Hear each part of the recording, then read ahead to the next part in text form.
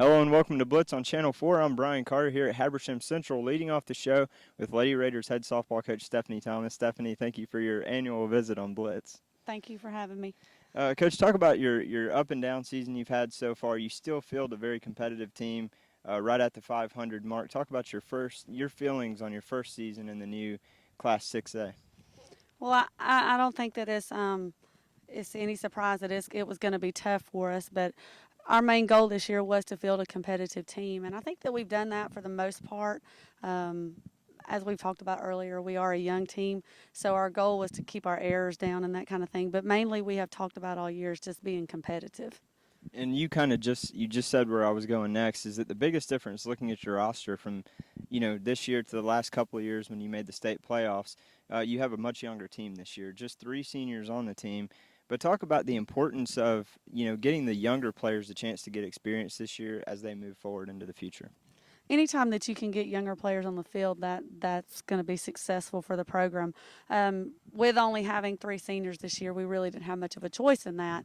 But the girls that we did have were part of the team last year, so it's not like we had to just bring them up. Many of the girls played JV and they were swing players to the varsity, so they got to experience that and they were out there with us. But they have stepped up very nicely for us this year into the competitive roles. Now, when you move up from 4A that you've been in for many years now, and then all of a sudden this year you move up to 6A, and 3 teams in the region are ranked in the top 10 in the state. So, obviously, like you said, you kind of have your hands full. But what kind of adjustments? What have been the biggest adjustments you've had to make as a team this year, moving up to a bigger class? The main adjustment, anytime you want your team to play with confidence, but that's been a struggle just simply because of the teams that are in this region, how dominant they are and how they've been at state. I mean, anytime you play and you've got 3 teams ranked in your region, that's tough to begin with, and that's a mental aspect. So we've really just tried to, like I said, we want to be competitive, but it's been more of a mental game this year for us to stay in there, and we've done that pretty well. We started off with Collins Hill, and I really believe that we got behind in that one, mainly because of the mental mistakes that we made, just of pure intimidation. We came back and we played Mill Creek, an outstanding game. If you don't look at that score and you actually see the game, it's amazing at what our kids did in that turnaround in a matter of 2 or 3 days. So, we've got that going for us. We've just got to stay in there and keep working hard. Now let's go back to your 3 seniors.